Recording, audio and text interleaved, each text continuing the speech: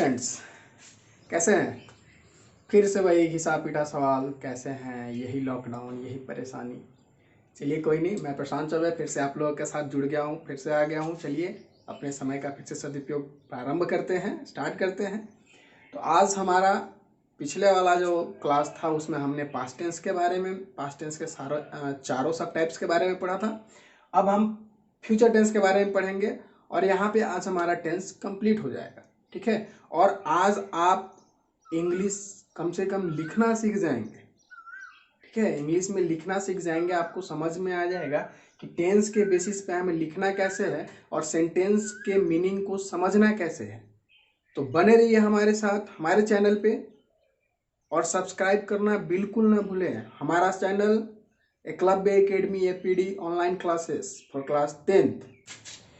तो चलिए आज हम स्टार्ट करते हैं फ्यूचर टेंस। फ्यूचर टेंस के सबसे पहले सब टाइप्स के बारे में पढ़ते हैं। सिंपल फ्यूचर, फ्यूचर टेंस का मतलब हमने पहले ही बता दिया था, वैसी घटना जो फ्यूचर में घटित होने वाली है, मतलब कि आने वाले समय में जो घटना घटित होने वाली है जिसके बारे में हम इमेजिन करते हैं, उन घटनाओं को हम लोग फ्यूचर टेंस में लेते हैं। और आज हम उसी का सबसे पहला सिंपल फ्यूचर टेंस पढ़ेंगे, इसको पहचानने के लिए कि जिस किसी भी हिंदी वाक्य के लास्ट में या अंत में ता होगी, ती होगी, ते होंगे लिखा रहे तो आपको ये समझ में आ जाएगा कि ये फ्यूचर टेंस का है, क्योंकि होगा, होगी, होगी ये तो फ्यूचर के लिए है ना। फ्यूचर में क्या होना है क्या नहीं होना है वो सब फ्यूचर पर डिपेंडेंट है। तो ये फ्यूचर टेंस है। फ्यूचर टेंस का सबसे पहला सब टाइप सिंपल फ्यूचर टेंस हम लोग पढ़ना स्टार्ट करते हैं। उसका सबसे पहला पॉजिटिव, पॉजिटिव देखते हैं पॉजिटिव सेंटेंस किस तरह का होगा।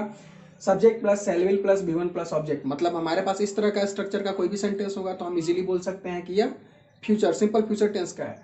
तो यहाँ पे सी विल डांस, मतलब वो नृत्य करती होगी। क्या वह नृत्य करती होगी, करती होगी या नहीं होगी ये तो भविष्य की बात है ना। तो वही भविष्य की बात के लिए हम लोग किस चीज का यूज करते हैं, सिंपल फ्यूचर टेंस का, और ये स्ट्रक्चर हमारा दिया हुआ है। अब आते हैं निगेटिव पे। निगेटिव है subject plus shall will plus not plus V one plus object.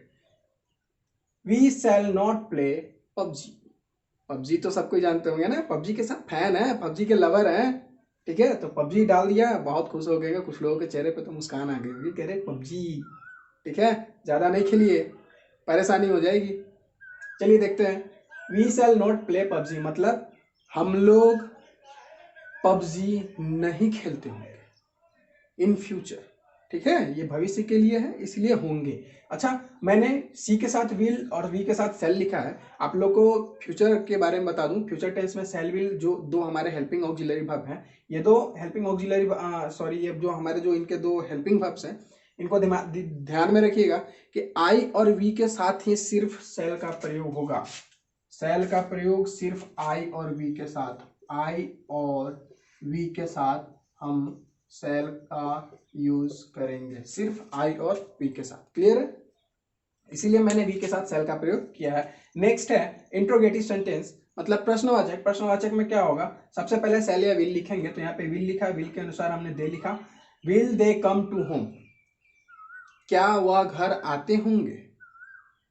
ये भी इन फ्यूचर का है, इसीलिए हमने फ्यूचर टेंस हम लोग पढ़ ही रहे हैं तो फ्यूचर का ही होगा, क्या वे लोग घर आते होंगे। उसके बाद है interrogative shall will plus subject plus not plus V one plus object. ये भी स्ट्रक्चर हमारे पास दिया हुआ है। Shall I not speak English, क्या मैं अंग्रेजी नहीं बोलता हूँगा, क्या मैं अंग्रेजी नहीं बोलता हूँगा, ये तो भविष्य की बात है, देखा जाएगा।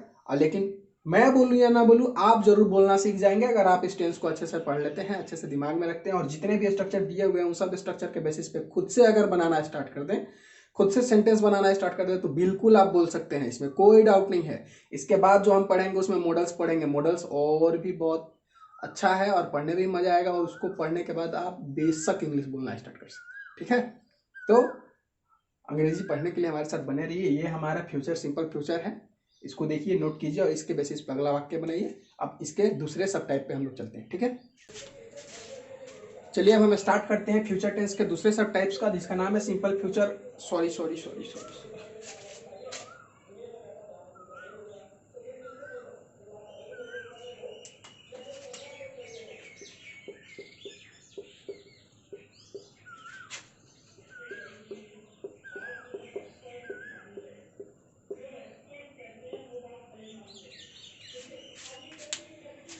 चलिए अब हम स्टार्ट करते हैं फ्यूचर कंटिन्यूअस के फ्यूचर टेंस के दूसरे वाले सब टाइप का, जिसका नाम है फ्यूचर कंटिन्यूअस टेंस, जिसका पहचान हिंदी वाक्य के लास्ट में अगर रहा होगा, रही होगी, रहे होंगे लगा होगा तो वो फ्यूचर कंटिन्यूअस टेंस होगा। ठीक है, फ्यूचर में कोई भी काम कंटिन्यू चल रहा होगा, उसके बेसिस पे हमें पता चल जाएगा कि वो फ्यूचर कंटिन्यूअस टेंस है।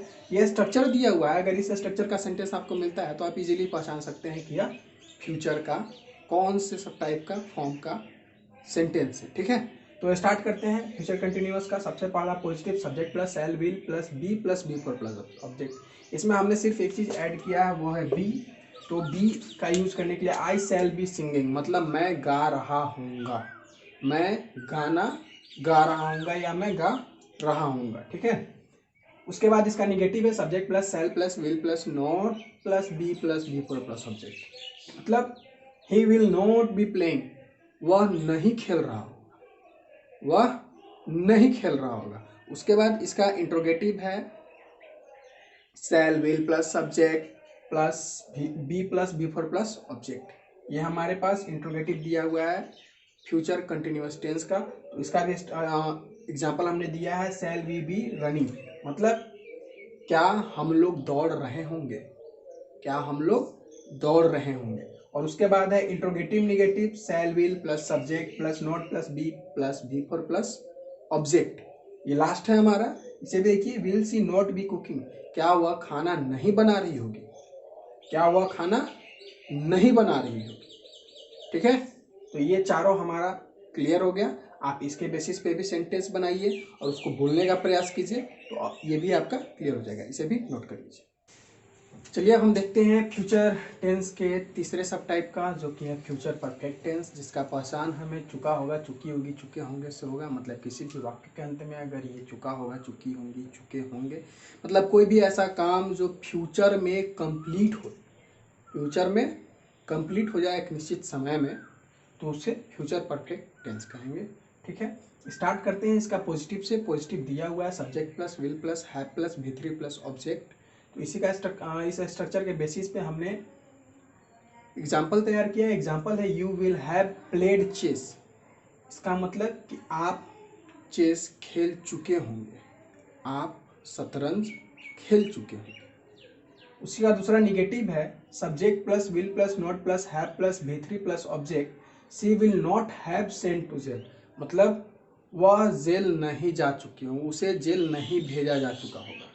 ठीक है, वह जेल नहीं भेजी जा चुकी होगी, मतलब उसे अभी तक जेल नहीं भेजा जा चुका हो। अगला है interrogative will plus subject plus have plus V three plus object. Will he have cooked food, मतलब क्या उसने खाना क्या वह खाना बना चुका होगा, क्या वह खाना बना चुका होगा। और वही लास्ट वन इंट्रोगेटिव निगेटिव जो हमारे पास है, इसका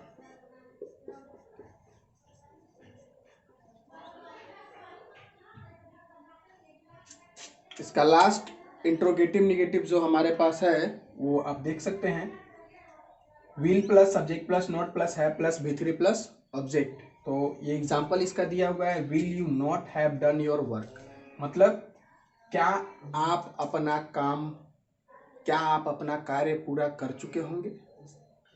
ठीक है, क्या आप अपना काम पूरा नहीं कर चुके होंगे, क्योंकि हम इंट्रोगेटिव निगेटिव में देख रहे हैं, इंट्रोगेटिव निगेटिव का स्ट्रक्चर है। ठीक है, तो ये हमारा फ्यूचर टेंस का तीसरा सब टाइप भी कंप्लीट हो गया। इस बेसिस पे आप सेंटेंस बनाइए और सेंटेंस बना करके खुद से बोलने का प्रयास कीजिए, समझने का प्रयास कीजिए। ठीक है, चलिए अब हम देखते हैं टेंस के सबसे लास्ट टॉपिक, फ्यूचर टेंस के सबसे लास्ट सब टॉपिक को, सब टाइप को, फ्यूचर परफेक्ट कंटिन्यूअस टेंस, जो कि जिसका पता अगर पता लगाना हो तो किसी भी सेंटेंस में अगर समय के साथ रहा होगा, रही होगी, रहे होंगे या फिर इस स्ट्रक्चर बेसिस पे कोई सेंटेंस दिया हुआ रहेगा, तो वो फ्यूचर परफेक्ट कंटिन्यूअस टेंस का ही पार्ट होगा। ठीक है, तो इसका पॉजिटिव से हम स्टार्ट करते हैं। पॉजिटिव का स्ट्रक्चर दिया हुआ है subject plus will plus have plus been plus V four plus object plus since या for plus time.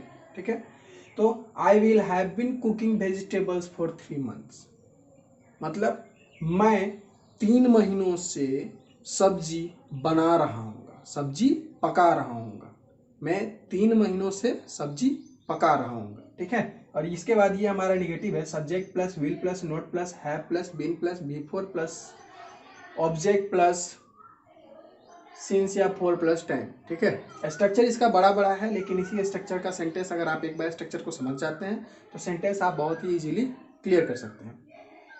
She will not have been dancing since 2 o'clock, मतलब वह 2 बजे से डांस नहीं कर रही होगी। ठीक है, वह 2 बजे से डांस नहीं कर रही होगी। क्लियर है। अब अगला है interrogative, will plus subject plus have plus been plus V four plus object plus since या फॉर प्लस टाइम। क्लियर है। इस बेसिस पे हमने बनाया है example, will plus will he have been playing cricket for 2 days, क्या वह 2 दिनों से क्रिकेट खेल रहा होगा, क्या वह 2 दिनों से क्रिकेट खेल रहा होगा, ये इसका मतलब है। और ये लास्ट वाला इंट्रोगेटिव नेगेटिव लास्ट वन जो इस टॉपिक का लास्ट वाले टॉपिक का लास्ट वाला है, वो देखिए, will plus subject plus not plus have plus been plus V four plus object plus since या फॉर प्लस टाइम। ठीक है, will she not have been singing for 2 days, क्या वह 2 दिनों से गाना नहीं गा रही होगी। ठीक है, अब ये हमने 3 पार्ट में पूरे टेंस को कंप्लीट कर लिया है, सारे टेंस के स्ट्रक्चर को हमने दे दिया है। अब इस स्ट्रक्चर के बेसिस पे आप चाहे तो पूरे लॉकडाउन का पूरा फायदा उठा सकते हैं। जितना ज़्यादा से ज़्यादा हो सके उतना ज़्यादा सेंटेंस बनाइए और उतना ज़्यादा से ज़्यादा बुक पे पढ़िए और बुक में टिक करते जाइए, अंडरलाइन करते जाइए और फिर उसका मीनिंग निकालते जाइए। आपको लगेगा कि आप बहुत कुछ सीख चुके हैं और अब आप आसानी से इंग्लिश लिख सकते हैं और बोल भी सकते हैं। ठीक है, मैंने इससे पीछे वाले वीडियो में वर्ब पढ़ाया था, वर्ब को आप देख लें और उसके बाद वर्ब याद कर लें। उसके बाद से टेंस बनाना बहुत ईजी है, बहुत ही आसानी से आप बना सकते हैं। और आज फाइनली हम लोगों ने टेंस कंप्लीट कर लिया है। इससे रिलेटेड जो भी क्वेश्चन आंसर होंगे मैं एक PDF बना करके इसमें डाल दूंगा, इसमें लिंक डाल दूंगा, आप उसके थ्रू उस PDF को डाउनलोड कर सकेंगे और फिर खुद से सॉल्व करके आप अपने आप को कंफर्म करा सकेंगे कि आपने इसे अच्छे से सीखा या नहीं सीखा। ठीक है, तो बने रहिए हमारे साथ हमारे चैनल पे Eklavya academy APD online classes for class 10th। Thank you.